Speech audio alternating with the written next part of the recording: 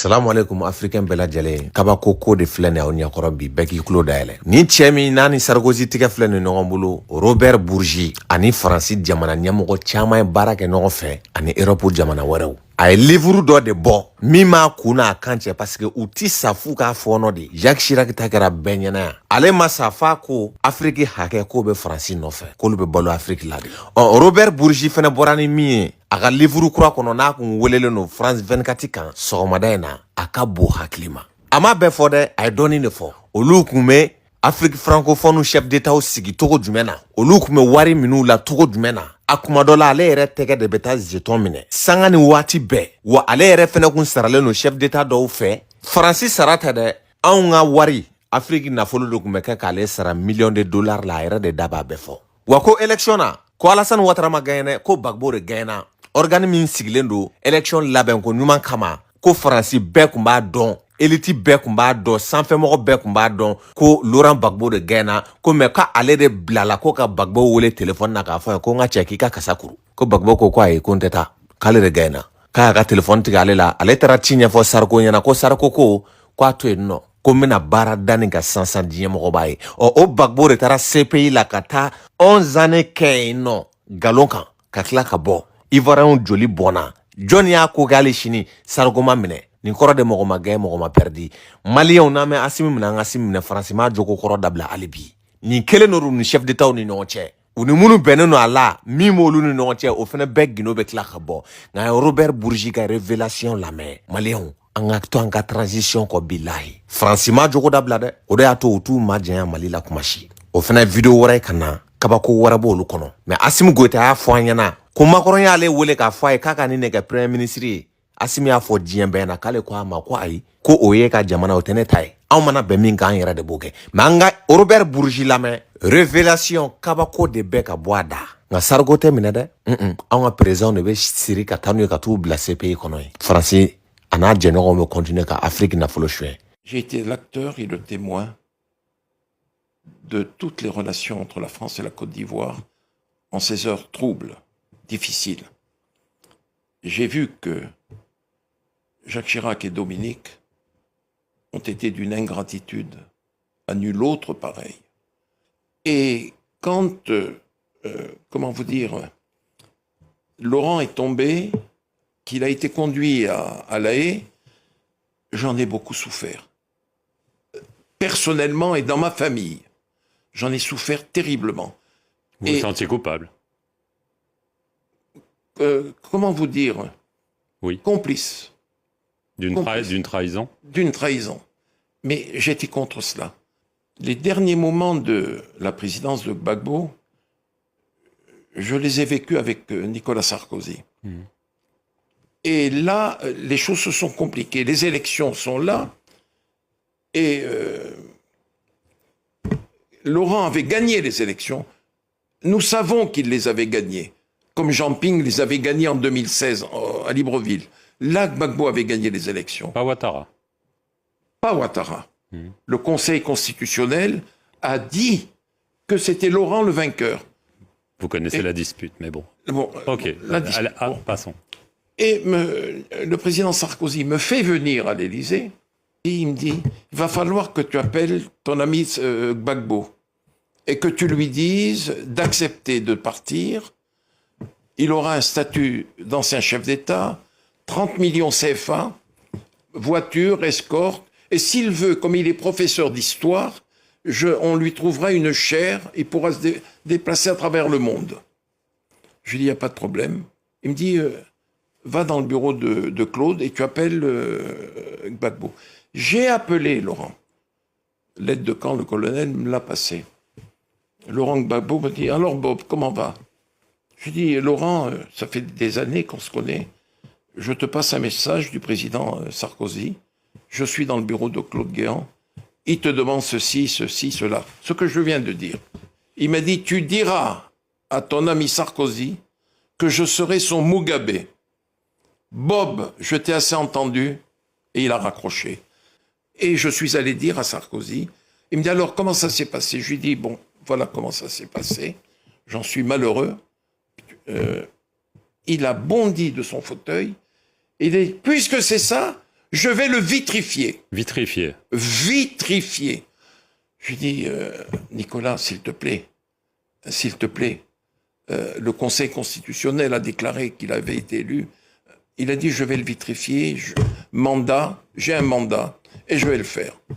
Et le lendemain ou le surlendemain, Laurent était tombé, conduit comme nous l'avons vu et su, à La Haye.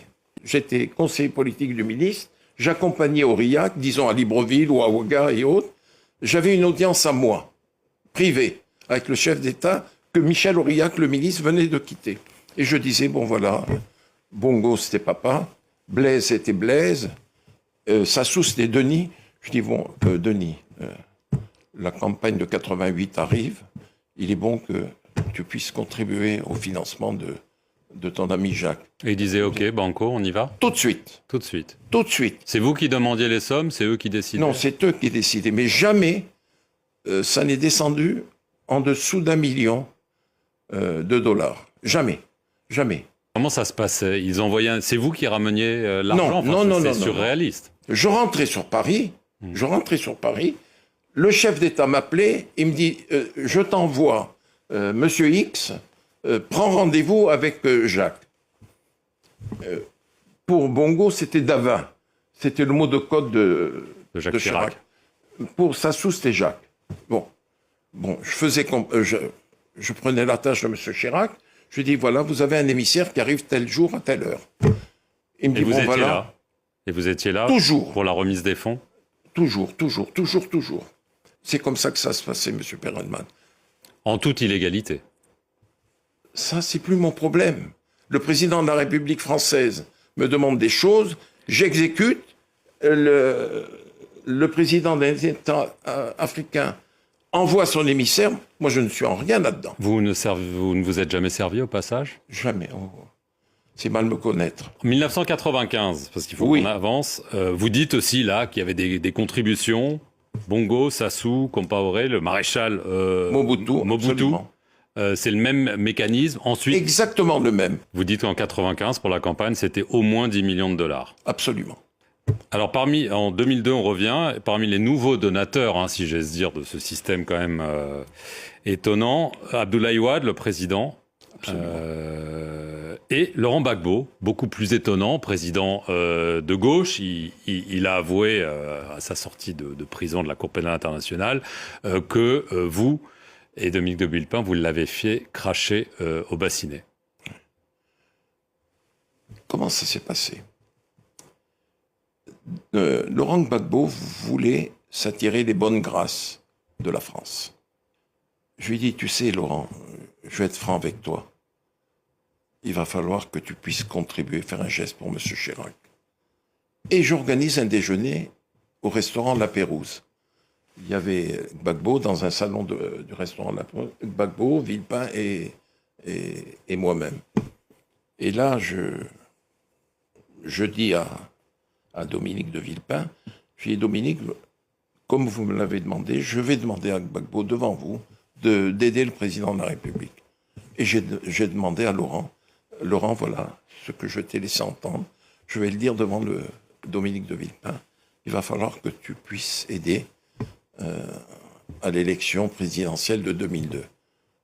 Et Laurent de dire, je suis de la famille socialiste, je suis un ami de M. Jospin, mais Dominique, j'aiderai à hauteur de 3 millions de dollars M. Chirac.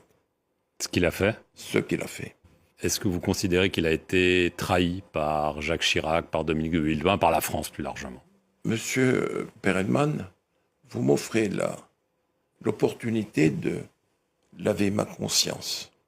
Au milieu des années 2000, il y a le scandale Elf. Dominique de Villepin vous demande de vous éloigner de tout ça parce que Absolument. Vous sentez le soufre ou vous êtes un pestiféré. Vous rejoignez Nicolas Sarkozy, dont on vient de parler, et vous maintenez que lui vous a tout de suite dit « Moi, ces financements occultes africains, je n'en veux pas. » Alors, est-ce que c'est juste ce qu'il dit et ce que vous dites? Parce que il vous a remis la Légion d'honneur, il vous a envoyé ensuite au Gabon. On a quand même l'impression que vous avez été à son service pour faire la même chose que vous faisiez jusque-là. Il n'y a pas vraiment de raison que ça s'arrête, non? Un jour, le président Bongo, qui pouvait se le permettre, il lui a dit, mais Nicolas, Jacques, il demandait toujours de l'argent. Il lui dit, Omar, j'ai dit à Robert, qui vous a passé le message, pas un sou. Ça se passait dans le bureau du président de la République. Après l'audience officielle, j'attendais dans le bureau de Guéant, je suis rentré dans le bureau du président. Nous étions 4, Guéant, votre serviteur, le président Bongo, le président Sarkozy, et il lui a répété ça, je ne veux pas un sou. Mais Bongo a eu quand même cette gentillesse vis-à-vis de Jacques Chirac. Il a dit, mais Jacques était demandeur toujours, mais toi tu ne veux rien. Il lui a dit non, je ne veux pas un sou.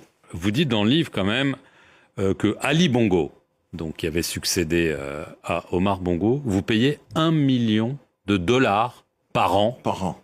Entre 2009 et 2013, $1 million par an, Robert Bourgi, dans un pays où les routes, les hôpitaux, les écoles manquent. Vous n'avez pas mauvaise conscience quand même? Parce que ça, c'est juste le Gabon. Le reste, vous avez quand même gagné très bien votre vie. Vous dites que c'est du lobbying, mais vous comprenez que ces chiffres puissent choquer. Monsieur Perelman, je suis là pour parler de mes mémoires. Je ne suis pas devant un juge d'instruction. S'il vous plaît. Mais vous le dites dans vos mémoires. Je le dis. Vous comprenez que ça puisse choquer. C'est dans ma nature, monsieur Perelman, de ne pas mentir. Je dis les choses telles qu'elles sont. J'étais pas obligé de dire que je gagnais $1 million. Mais je le dis. Je le dis. Vous comprenez que ça puisse choquer. Oui, ça peut choquer. Mais c'est la vérité. Mais le $1 million, monsieur Perelman, était versé sur mon compte professionnel. Ça n'échappait pas à l'impôt. En conclusion, est-ce que c'est une façon de laver votre conscience, ces mémoires? Est-ce que vous avez des regrets de ce que vous avez fait, ou vous considérez que c'était une mission noble, même si évidemment toute cette histoire de financement n'était pas officielle, n'était pas déclarée et n'était sans doute pas légale? Si je vous dis, monsieur Perelman, que quelquefois ça me choquait. Et un jour, je m'en suis ouvert à Dominique de Villepin. Nous partagions, tant à l'Élysée qu'ailleurs, le whisky traditionnel, le malt, qu'il m'offrait. Et je lui dis, Dominique, je trouve quand même que c'est un peu trop. Il faudrait arrêter. Il me dit, vous savez, le président est toujours demandeur.